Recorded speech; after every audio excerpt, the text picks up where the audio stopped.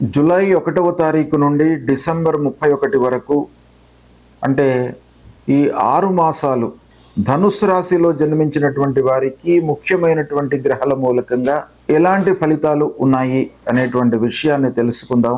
ఈ ధనుస్సు రాశి జాతకులకు ఈ సంవత్సరము అంటే 18 అక్టోబర్ వరకు సప్తమ స్థానంలో గురువు సంచరిస్తున్నాడు. ఇది చాలా అనుకూలమైనటువంటి సంచారము. ఈ సప్తమ స్థానంలో గురువు సంచారం మూలకంగా మంచి ఫలితాలు కలుగుతాయి. శుభకార్యాలు మీరు చేస్తారు, శుభకార్యాలకు హాజరవుతారు, వివాహాది ముఖ్యమైనటువంటి పనులు చేపడతారు. పిల్లల యొక్క చదువు విషయంలో మంచి నిర్ణయాలు తీసుకుంటారు. హయ్యర్ ఎడ్యుకేషన్కి విదేశీ ప్రయాణాలు కూడాను గోచరిస్తున్నాయి. ఈ సమయంలో వివాహమయ్యి సంతానం కొరకు చాలా రోజుల నుంచి ఎదురు చూస్తున్నటువంటి వారికి సంతాన ప్రాప్తి కూడాను ఈ అక్టోబర్ 18 లోపు కలిగే అవకాశాలు బాగా ఉన్నాయి. ఇంటి వాతావరణం మీకు అనుకూలంగా ఉంటుంది. భార్య పిల్లలతో సౌఖ్యంగా ఉంటారు. కుటుంబ పెద్దలతో సత్సంబంధాలు ఉంటాయి. వాళ్ళ యొక్క సూచనలను తూచా తప్పకుండా మీరు పాటిస్తారు. చేయు వృత్తి బాగా కలిసి వస్తుంది. స్వయం వృత్తిలో ఉన్నటువంటి వారికి బాగా అభివృద్ధి కనబడుతుంది. ఆదాయం పెరుగుతుంది. సంతృప్తిగా ఉంటారు.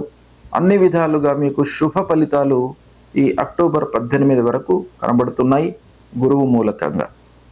ఇక 18 అక్టోబర్ నుండి డిసెంబర్ 5 వరకు అష్టమ స్థానంలోకి ప్రవేశిస్తున్నాడు బృహస్పతి.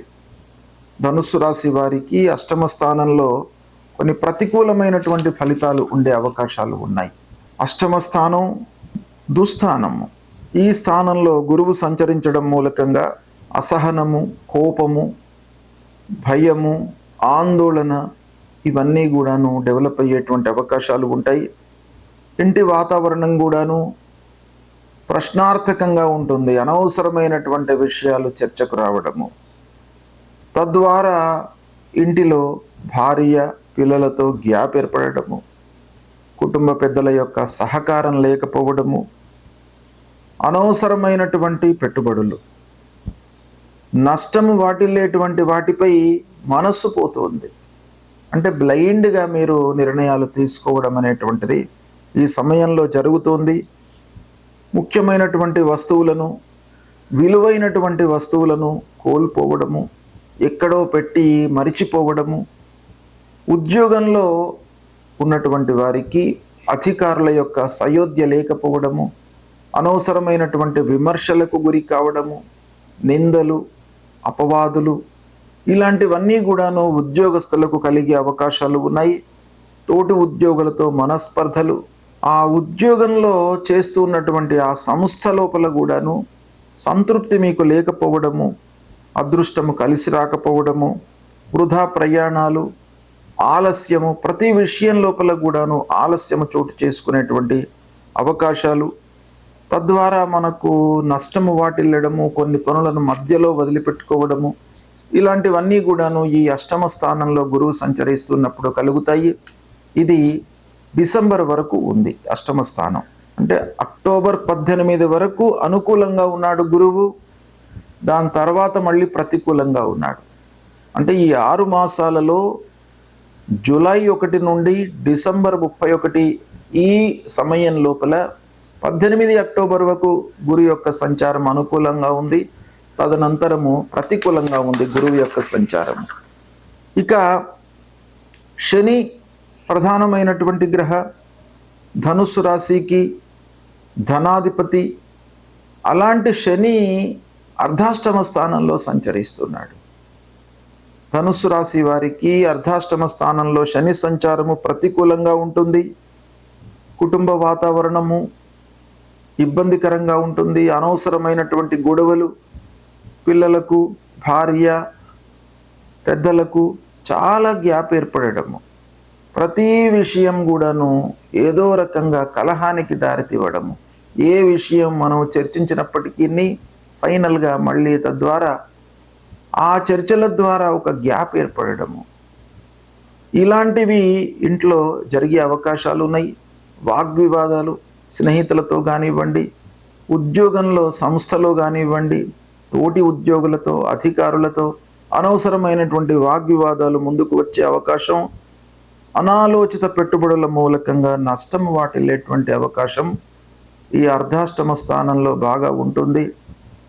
అసంతృప్తి బాగా కలుగుతుంది. మనకు ఏ పని చేసినప్పటికీ అపజయము మూలకంగా మన లోపల ఒక అసంతృప్తి పేరుకపోతుంది. తద్వారా మానసిక ఇబ్బందులు, అనారోగ్య సమస్యలు, వాహనముల మూలకంగా ఖర్చులు పెరగడము, మానసికంగా స్థిరత్వం లేకపోవడము, డిసిషన్ మేకింగ్లో ప్రాబ్లమ్స్ తలెత్తడము, ఈ విధంగా అన్ని రకాలుగా మనకు ఈ అర్ధాష్టమ స్థానంలో ఆ శనేశ్వరుడు ఫలితాలను ఇస్తుంటాడు. తద్వారా ప్రతి పని లోపల కూడాను మనకు అశ్రద్ధ కలుగుతుంది. అంటే ఏ పని చేసినా కూడాను నష్టమే వాటిల్లుతుంది కనుక ఇంకా ఏమీ చేయకుండా ఉంటే బాగుంటుందేమో అనేటువంటి ఒక జిగుప్సలోకి మనిషి వచ్చేస్తాడు. కనుక ఏ పని చేసినా కూడాను కొంచెం జాగ్రత్తగా చేయడము ఈ సమయంలో అవసరము. ఇక ఇలాంటి స్థితి లోపల రాహువు 3వ స్థానంలో సంచరించడము కొంత మనను ఆదుకుంటున్నాడు. ఈ రాహువు 3వ స్థానంలో సంచారము కొంత కలిసి వస్తుంది, శుభప్రదమైనటువంటి ఫలితాలను ఇస్తాడు. ఈ శని అర్ధాష్టమంలో ఉన్నటువంటి ఆ దుష్ప్రభావాన్ని కొంతవరకు రాహువు 3వ స్థానంలో సంచరిస్తూ రెక్టిఫై చేస్తాడు. ఇంటిలో కొంత ఆలోచించి మీరు నిర్ణయాలు తీసుకున్నట్టయితే ఇంటి వాతావరణాన్ని కొంత మోల్డ్ చేసుకునేటువంటి అవకాశాలు ఉన్నాయి. అంటే ఏది మనం చర్చించాలి, ఏది పిల్లలకు చెప్పాలి, ఏది పెద్దలకు చెప్పాలి, ఏ విషయాన్ని డిస్క్లోజ్ చేయాలి, ఏది చెప్పకూడదు అనేటువంటి కొన్ని విషయాలను మీరు ఆలోచించి చేసినట్టయితే ఈ రాహువు మీకు సహాయకారిగా ఉంటాడు. 3వ స్థానంలో సంచరిస్తున్నాడు కనుక కొన్ని విషయాలలో సంతృప్తిని మీకు కలుగజేస్తాడు. ప్రయాణాల విషయం లోపల శని మూలకంగా అనర్థము ఉన్నప్పటికీ రాహువు దాన్ని కొంత రెక్టిఫై చేసి కొన్ని ప్రయాణాలు మీకు అనుకూలంగా ఫలితాలను ఇచ్చేటువంటి అవకాశాలు ఉన్నాయి. ఇకపోతే ఇదే సమయంలో ఈ సంవత్సరము జూలై టు డిసెంబర్ ఈ కేతువు భాగ్యస్థానంలో సంచరిస్తున్నాడు. ఇది ప్రతికూలంగా ఉంది కనుక ఈ భాగ్యస్థానంలో సంచరించడము మీరు అనవసరంగా తలదూర్చినట్టయితే వివాదాలలో చిక్కుకుంటారు. కాబట్టి వివాదాలలోకి వెళ్ళకండి. మీరు ఏ మాట మాట్లాడినా కూడాను కొంత జాగ్రత్తగా మాట్లాడండి. అనవసరమైనటువంటి కోర్టు కేసులు, రాజకీయంగా ఇబ్బందులు అలాంటివి మనకు అంటగట్టే అవకాశాలు ఉన్నాయి. వ్యవసాయదారులకు, పనివారితో కొన్ని ఇబ్బందులు గోచరిస్తున్నాయి. అధార్మికమైనటువంటి పనులు అంటే ఏది సమాజానికి ఉపయోగపడుతుందో, ఏది మన ఇంటికి ఉపయోగపడుతుందో అలాంటి పనులు చేయకుండా మనను కొన్ని అధర్మమైనటువంటి పనులు, నష్టాన్ని కలిగించేటువంటి పనుల వైపుకు ఈ కేతువు మనను తీసుకువెళ్తాడు. మన ఆలోచన విధానం కూడాను అటువైపునే ఉంటుంది కనుక కొంత జాగ్రత్తలు తీసుకోవడము చాలా అవసరము. ఈ విధంగా మనము చూసినట్టయితే ధనుస్సు రాశి వారికి అర్ధాష్టమ శని, భాగ్యస్థానంలో కేతువు, తర్వాత అష్టమ స్థానంలో గురువు 18 అక్టోబర్ తర్వాత ఉన్నారు గనక ఓవరాల్గా చూసినట్టయితే కొంత మనము జాగ్రత్తలు తీసుకున్నట్టయితే కొన్ని పనులు అనుకూలించే అవకాశం కూడాను ఉంది. ఎందుకంటేను రాహువు తర్వాత 7వ స్థానంలో అక్టోబర్ వరకు గురువు బాగా ఉన్నారు కాబట్టి అక్టోబర్ వరకు మీకు కలిసి వచ్చే అవకాశాలు ఉన్నాయి. శని ఒక పక్కన అర్ధాష్టమంలో ఉన్నప్పటికీ గురువు, రాహువులు అనుకూలంగా ఉన్నారు కాబట్టి కొన్ని పనులలో మీకు కలిసి వస్తుంది. అంతేకాకుండా ధనుస్సు రాశి వారికి ముఖ్యంగా ఈ 17 సెప్టెంబర్ నుండి 17 అక్టోబర్ వరకు సూర్యుడు కన్యారాశిలో సంచరిస్తుంటాడు. ఈ కన్యారాశిలో సూర్యుడు సంచరిస్తున్నటువంటి సమయంలో శని యొక్క ప్రభావము కొంత తగ్గుతుంది. కాబట్టి అర్ధాష్టమంలో ఉన్నటువంటి శని ప్రభావము తగ్గడం మూలకంగా ఈ గురువు రాహువుల యొక్క ప్రభావము అనుకూలత పెరుగుతుంది. కాబట్టి ఈ సమయం మీకు కొంతవరకు కలిసి వచ్చే అవకాశాలు ఉన్నాయి. దీన్ని మీరు సద్వినియోగపరుచుకున్నట్టయితే ఫలితాలను మీ వైపుకు మోల్డ్ చేసుకోవడానికి అవకాశాలు ఉన్నాయి. సద్వినియోగపరుచుకోండి. గ్రహస్థితి ప్రతికూలంగా ఉన్నప్పుడు, అంటే అనానుకూల స్థానాలలో ముఖ్యమైనటువంటి గ్రహాలు సంచరిస్తున్నప్పుడు మనము ఆ గ్రహాలను ప్రీతి చేసుకోవడానికై కొన్ని మార్గాలను అన్వేషించాలి. అందులో మొదటి కర్తవ్యము మన వైపు నుండి పాజిటివ్గా రియాక్ట్ కావడము. అంటే గ్రహస్థితి బాగా లేనప్పుడు మనం ఎఫర్ట్స్ ఎక్కువ పెట్టాలి, ఎక్కువ కష్టపడాలి, ప్రతి విషయాన్ని కూడాను ఆలోచించి నిర్ణయాలు తీసుకోవాలి. ఇది మనం చేయవలసినటువంటి పని, కర్తవ్యం.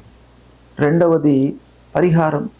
భగవంతుడి యొక్క అనుగ్రహం కొరకై ఈ గ్రహాలను ప్రీతి చేసుకోవడానికై ఆ గ్రహాలకు నిర్దేశించినటువంటి పరిహారాలు మనము చేసుకోవాలి. అందులో భాగంగా ముఖ్యమైనటువంటి గ్రహాలు గురు, శని, రాహువు, కేతువు, సూర్యుడు, అంగారకుడు. ఈ గ్రహాలు మనకు ప్రతికూలంగా ఉన్నప్పుడు ఏం చేయాలి? గురువు ప్రతికూలంగా ఉన్నప్పుడు గురువు నిమిత్తమై మూలమంత్రాన్ని ప్రతినిత్యం కూడాను జపించుకోవాలి. దేవానాంచ ఋషీణాంచ గురుం కాంచన సన్నిభం వందనీయం త్రిలోకానాం తం నమామి బృహస్పతి అనేటువంటి మూలమంత్రాన్ని ప్రతినిత్యం కూడాను జపిస్తూ, దక్షిణామూర్తి స్తోత్ర పారాయణం చేస్తూ, దత్తాత్రేయ స్వామిని కొలవడము, సద్గురువులను సందర్శించుకోవడము, ఇవి చేసినట్టయితే గురు భగవానుడి యొక్క ప్రీతి కలుగుతుంది మీకు. ఆ గురు భగవానుడు ప్రీతి చెంది మీకు ప్రతికూలమైనటువంటి ఫలితాలను తగ్గించి అనుకూలాన్ని మీకు కలిగించే అవకాశాలు ఉంటాయి. ముఖ్యంగా మాతాపితృవులను కూడాను మనం సేవించాలి. ప్రథమ గురువులు తల్లిదండ్రులు కాబట్టి వాళ్లను సేవించినట్టయితే మీరు ఆ గురువు యొక్క అనుగ్రహాన్ని పొందుతారు. ఇక శని ప్రతికూలంగా ఉన్నప్పుడు శనికి సంబంధించినటువంటి మూలమంత్రాన్ని చదువుకోండి, ప్రతినిత్యం కూడాను జపించండి. నీలాంజన సమాభాసం రవిపుత్రం యమాగ్రజం ఛాయా మార్తాండ సంభూతం తం నమామి శనైశ్చరం అనేటువంటి ఈ మూలమంత్రాన్ని ప్రతినిత్యం కూడాను చదువుకోండి. ఆంజనేయ స్వామి దేవాలయానికి వెళ్ళండి, ఆంజనేయ స్వామిని కొలవండి. మీ లోపల భయము, భ్రాంతి, ఆందోళన ఇవి లేకుండా మిమ్మల్ని కాపాడుతాడు. హనుమాన్ చాలీసా పారాయణం చేసుకోండి, శివాభిషేకం చెయ్యండి. మాస శివరాత్రి రోజున శంకరుడి దేవాలయానికి వెళ్ళి ఆ శంకరుణ్ణి పూజించండి. ప్రదోష సమయంలో శంకరుణ్ణి పూజించండి. ప్రతి మాసం లోపల కూడాను మాస శివరాత్రి వస్తుంది, అమావాస్య ముందు. ఆ మాస శివరాత్రి రోజున శంకరుణ్ణి మీరు పూజించినట్టయితే మీకు అపమృత్యు దోషాలు తొలగుతాయి. కాబట్టి ఆ శంకరుణ్ణి పూజించండి, ఆంజనేయ స్వామిని కొలవండి. ఇవి రెండు చేసినట్టయితే శని ప్రభావం తగ్గుతుంది. ఇక రాహువు ప్రతికూలంగా ఉన్నప్పుడు రాహు ప్రీత్యర్థమై మూలమంత్రాన్ని జపించండి. అర్ధకాయం మహావీర్యం చంద్రాదిత్య విమర్ధనం సింహికా గర్భ సంభూతం తం రాహుం ప్రణమామ్యహం. ఈ మూలమంత్రాన్ని ప్రతినిత్యం కూడాను చదవండి. అమ్మవారిని కొలవండి. దుర్గామాత, రాజరాజేశ్వరి అమ్మవారిని, మహాకాళి, మహాలక్ష్మి, మహాసరస్వతి ఈ అమ్మవారి స్వరూపాన్ని, ఆ దుర్గామాతను కొలిచినట్టయితే తప్పకుండా రాహు ప్రభావం మీకు తగ్గుతుంది. రాహు కలిగించేటువంటి దుష్ప్రభావం తగ్గి అమ్మవారి అనుగ్రహం మూలకంగా మీకు మంచి ఫలితాలు కలుగుతాయి. ఇక కేతువు ప్రతికూలంగా ఉన్నప్పుడు గణపతిని మీరు సేవించండి. విఘ్నాలు కలిగే అవకాశాలు ఎక్కువ ఉంటాయి. మానసికంగా చంచలత్వాన్ని ఇస్తాడు. కాబట్టి మీరు ఆ గణాధిపతిని పూజించినట్టయితే మీకు ఆ కేతువు ప్రీతి చెంది కేతువు మూలకంగా కలిగేటువంటి దుష్ప్రభావం తగ్గుతుంది. అంతేకాకుండా కేతువుకు సంబంధించినటువంటి మూల మంత్రాన్ని ప్రతినిత్యం కూడాను చదువుకోండి. ఫలాశ పుష్ప సంకాశం తారకా గ్రహమస్తకం రౌద్రం రుద్రాత్మకం ఘోరం తం కేతుం ప్రణమామ్యహం. ఈ మూల మంత్రాన్ని చదువుకోండి. మీకు ఈ గ్రహాలు ప్రీతి చెంది దుష్ప్రభావము తగ్గే అవకాశాలు ఉంటాయి. కాబట్టి ఈ ప్రతికూలంగా ఉన్నప్పుడు ఆ భగవంతుణ్ణి కొలవడము, కీర్తన చేయడము, లలితా సహస్రనామ పారాయణం చేయడము, విష్ణు సహస్రనామ పారాయణం చేయడము, సూర్య నమస్కారాలు చేయడము, సుబ్రహ్మణ్య స్వామిని కొలవడము, ఇలాంటివి మీరు చేపట్టినట్టయితే ఆ గ్రహాల మూలకంగా కలిగేటువంటి దుష్ప్రభావము పూర్తిగా నిర్వీర్యమవుతుంది. ఆ భగవంతుడి యొక్క అనుగ్రహానికి మీరు పాత్రులవుతారు, శుభ ఫలితాలను పొందుతారు. తప్పకుండా ఈ పరిహారాలను పాటించండి.